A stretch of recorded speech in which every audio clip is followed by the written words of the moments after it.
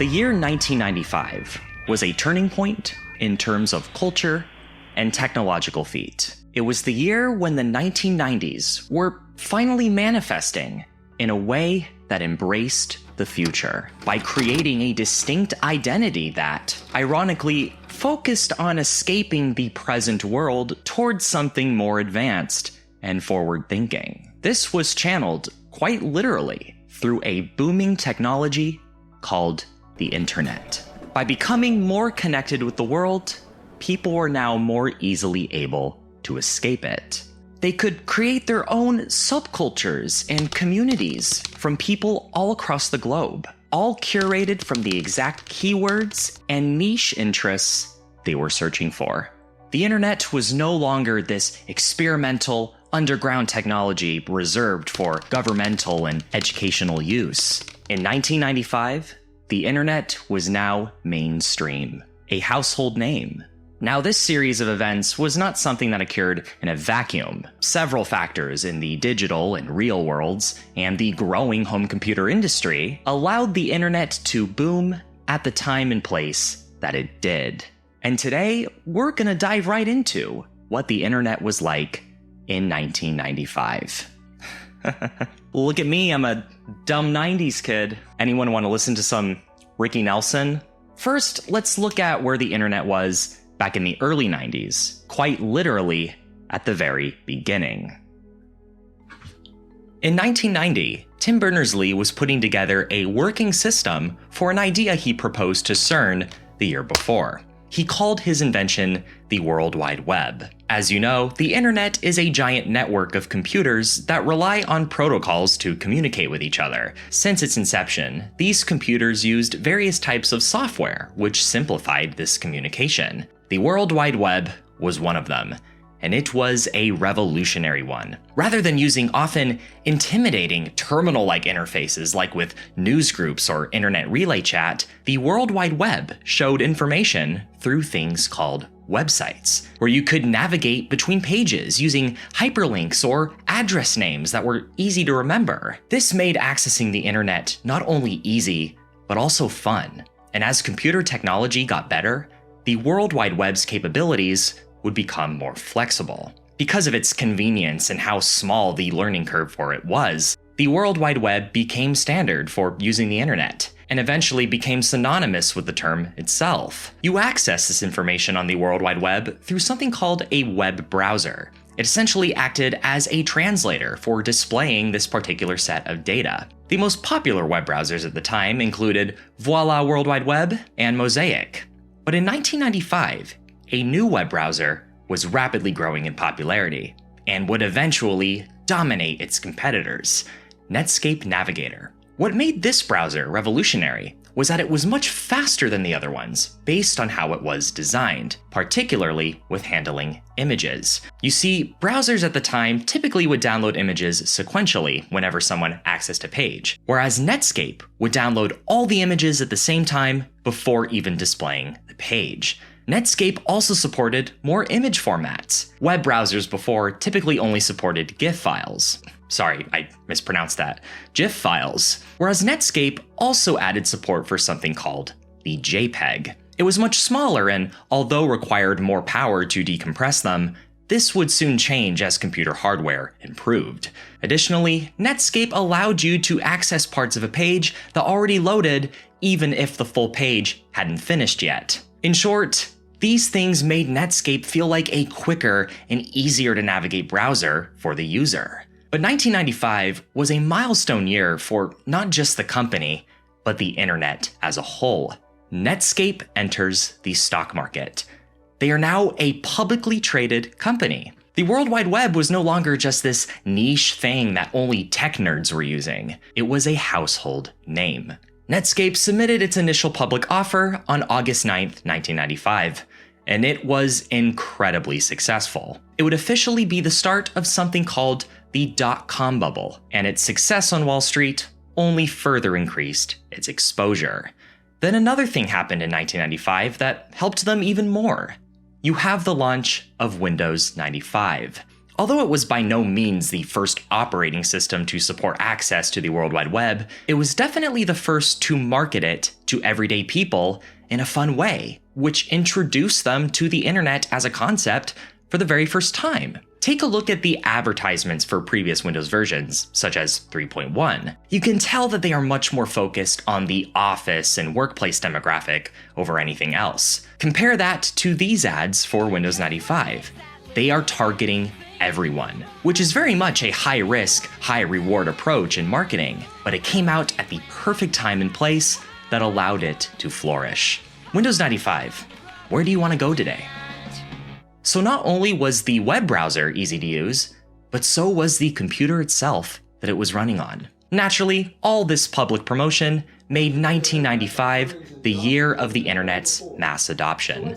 According to a study by Times Mirror Center, the number of Americans subscribed to an internet service provider rose from 5 million in 1994 to 12 million in 1995, over double. But despite this huge increase in internet usage, that didn't mean there weren't still people who were a bit intimidated by it. The concept of using a website, let alone a computer at home, was still new for a lot of people, and they wanted to be confident about its environment before fully committing to an ISP subscription. So an intermediate service was starting to see a ton of popularity at this time as well: internet cafes. This basically gave people a chance to test drive the internet. They could spend a couple bucks to surf the net for a couple hours while enjoying a cup of coffee. It required very little monetary and time investment, and was even marketed as a recreational, fun activity, which only made the internet as a concept more exciting to everyday people. It was also a great bridge between the affairs of real life and all the things that were happening in the cyberspace. As Stuart Chaffee of the Internet Chronicles put it, at internet cafes, you get the best of both worlds: real people and virtual people. You also had public libraries that provided computers with internet access free of charge, though of course these were typically used in more of an educational research context, which was different from the more recreational social environment of internet cafes. But regardless, people were learning more about the internet every day and actually getting to use it. Once they became familiar with it, they were confident enough in getting started on an internet service provider plan. Like America Online. You got mail. What made AOL so popular compared to other already existing ISPs like CompuServe and Prodigy was once again its friendly and warm energy. It was marketed as the ISP for people who didn't know how to use computers, whereas these other providers were already well established within the experienced tech community. They also would give out free trial CDs to the service, giving people a convenient taste of what the internet was like. And when they were ready to buy it, they could just remember that three-letter company. Well, in 1995, AOL did something quite remarkable. They acquired a company called WebCrawler. If you've seen my video on search engines, you would know that WebCrawler was basically the first search engine to become insanely popular among typical people, and was one of the first to provide full text search. Keep in mind, this was before Google. But given that AOL was already a well-known company at this point, their acquisition of WebCrawler further increased the search engine's traffic by association. Now, people who were just getting started on the internet and only knew about AOL.com now had a sort of jumping off point. They could search for anything. Because before search engines, you had these websites that were basically directories of other websites sorted by category. The most popular one was a site called Yahoo. But now that AOL's website already had a similar setup and now even had a search engine on top of that, it was creating some good competition for Yahoo. So, also in 1995, Yahoo Search is introduced. Although this was a little bit before AOL's purchase of WebCrawler, it was clear that at this point, the World Wide Web was undergoing this big change to adapt to average consumers. And so Yahoo had to act fast anyway. 1995 was the year for search engines, their first time in the mainstream spotlight. Now that navigating this seemingly infinite cyberspace was easier than ever before, it facilitated as well as incentivized more people to create their own web pages as well. Greetings and salutations. Welcome to the World Wide Web, or WWW for short, even though it takes more time to say the acronym. Anyway, today I am going to navigate you through the basics of creating your own website. You know, I just can't stand HTML. It is the snake to my mongoose, or the mongoose to my snake. Either way, it's bad.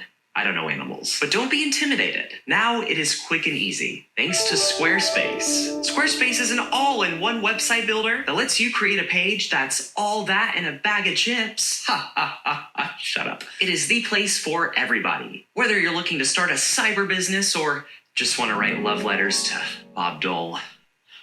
But of course, I wouldn't do that. Squarespace uses cutting-edge design tools to provide you award-winning templates that are based on your preferences, profession, and personality. You can also go in and add your own creative spin to these pages and make any kind of changes you want. With Squarespace's payment portal, you can also sell your own products and services to all your site's visitors, even those who live internationally. Right now, I'm selling stock shares for a company called Enron. I refinanced my house. Really think it's got potential. And right now, you can get started on a free trial at squarespace.com and then head to squarespace.com/nationsquid to get 10% off your purchase of a website or domain name. Don't go there, girlfriend. Check out Squarespace. In 1995, Beverly Hills Internet sees a huge rise in popularity. This website would soon be known by its original name, GeoCities. And it was revolutionary in that it made building your own website easy. You no longer had to be a skilled programmer to do it. Now, GeoCities no longer exists, which is why you should check out Squarespace. But GeoCities popularized something in the web design space called WYSIWYG. This stands for what you see is what you get. And it sounds like what you're thinking. It means that the interface that you are working with looks the same as the finished product. For example, when you traditionally designed a website, you would just see a bunch of lines of code within the interface. You didn't actually see what the page looked like until you pressed the preview button or even published it. Instead of working with lines of code, WYSIWYG allows you to literally click and drag buttons onto the page and build your website that way. What you are seeing is what you are going to get when it's done. And here's the kicker. GeoCities was free. The company made its money through banner advertising. So in 1995, people who hardly even used a computer the year before were now creating their own websites with their own personality for the entire world to see at any time. It was the year where the internet was becoming part of daily life, pretty much every facet of daily life. People were finding more ways to virtualize real-life, essential routines. Just before this internet boom, in August of 1994, the very first online order from a restaurant is made. Pizza Hut created a website called PizzaNet, a test project put together in Santa Cruz, California, which allowed nearby customers to order online from their local Pizza Hut restaurant. It was a pizza with pepperoni, mushrooms, and extra cheese. By 1995, people saw the incredible potential such an idea had, and Waiter.com was born. Known more at this time as the Worldwide Waiter, it allowed for restaurants to opt in and use their own employees to make food deliveries to their customers. It was basically an early version of Uber Eats or Postmates, except there was no middleman or third-party workers. The delivery people were actually employed by the restaurant. It was basically no different from before, where people would place in delivery orders by phone, except this time it was easier and more convenient, because now they would do it at their computer. I love you guys. How about a complimentary squeegee? No thanks, we just sort of Chinese. People at this time were buying other things online as well, like entertainment and knowledge. On July 16th, 1995, what would soon become the first successful online bookstore had left its prototype phase and officially launched to the public. The website was called Amazon. Not only did it have a wide selection of books to choose from, the pricing was competitive, and the webpage itself was easy to use. In fact, part of the site's charm was its comforting presence to the user, which would only grow more apparent over time. Their business model would allow them to expand and flourish beyond just books. It was the hub for all your e-commerce needs. In fact, their warm approach reflected this in their new logo, an arrow which not only resembles a smile, but shows their wide variety of products from A to Z. You are loved. Yeah, did you know that you could put love on the internet as well? Match.com launches the same year as the first ever dating site. Hey ladies, I like long walks on the beach. I like Slipknot. That's a 90s reference you wouldn't understand. I also like Apple.com, which has seen significant developments in its functionality compared to the year prior. In its humble beginnings, it was really just a mundane, plain page with hypertext and dull colors. But now that the internet entered public consciousness, it was time for Apple to show everyone what they were made of. This page contained nice colors, buttons, and graphics that were quite flashy at the time, and showed an easy way to navigate all the basic things you needed to know about the company. Then, of course, in 1995, you see the launch of a website that really signifies that this was going to be the turning point of technology. A site called MSN.com. Short for Microsoft Network, MSN was Microsoft's answer to AOL. They basically mirrored AOL's business model, down to the 3-letter acronym, creating their own dial-up service with their own proprietary software. And that's the key word here, proprietary. You see, during the early days of AOL, it operated as something called a walled garden. This means that when you set up America Online on your computer, the AOL program that you would run on your computer after dialing into your modem only provided you access to AOL services and AOL-approved websites, not the entirety of the World Wide Web. This meant you couldn't access websites like Yahoo within the AOL sphere, which made competition for them even more difficult. The only way you could access these non-AOL websites was to get an independent web browser, like Netscape. Think of it as the 90s version of the App Store. When you're on an iPhone, you're not forced to use the App Store all the time, but it is highly encouraged, and the system is designed to always incentivize you to download an Apple-certified app for your needs. AOL essentially did the same thing with the World Wide Web. You could use AOL's network infrastructure to access these outside websites using third-party browsers. They just didn't exactly advertise that. And a person who has no knowledge of computers is not going to know the difference and is just going to assume that AOL is the internet. Now you might be wondering, why would AOL do this? Why wouldn't they just make the AOL program just have access to all of these websites? Well, for a few reasons. One, it made using the internet more simplified for new people and put them all in one familiar place. Two, before innovative browsers like Netscape were popular, the odds of a web page loading properly were lower. So being in an environment highly surveillanced by AOL made things more technically stable and predictable. And three, it gave AOL the opportunity to promote more of their brand and therefore make more money. But by 1995, this closed-off system was starting to become a problem, and that's when MSN enters the picture. Enters it rather late. You see, AOL's walled garden technique was becoming antiquated in 1995, but they were able to get away with doing it because they came from a time where that was still acceptable. People were just used to it. Also, it was already the standard online service provider at the time, so people just tolerated it while using another browser. MSN, however, didn't seem to be much different from AOL, providing a lot of the same products and services as AOL. So a lot of people saw it as an attempt from Microsoft to just gain control of the internet. The main advantages MSN had going for it was that it came bundled with Windows 95, meaning all you had to do was sign up for your subscription without having to install anything. It was also the homepage of a new web browser created by Microsoft for Windows 95, Internet Explorer. So, in addition to many pioneering services and ideas for how the world should be interconnected, 1995 was also the year where the browser wars would officially begin. Now, this is a non-exhaustive list of all the remarkable things that the internet introduced in 1995. I could go on, but this all shows that this year was a watershed moment, not just for technology, but for culture. The 90s, heck, the future, was going to forever be different. Whether it would be for better or for worse was uncertain. The only thing we could do was explore it together, just like the vastness of this newfound information superhighway. If you would like to learn more about how the internet was actually built, you can check out my video on that here. A special thanks to my Patreon supporters, patreon.com/nationsquid. You can also buy me a coffee or a pizza through PizzaNet.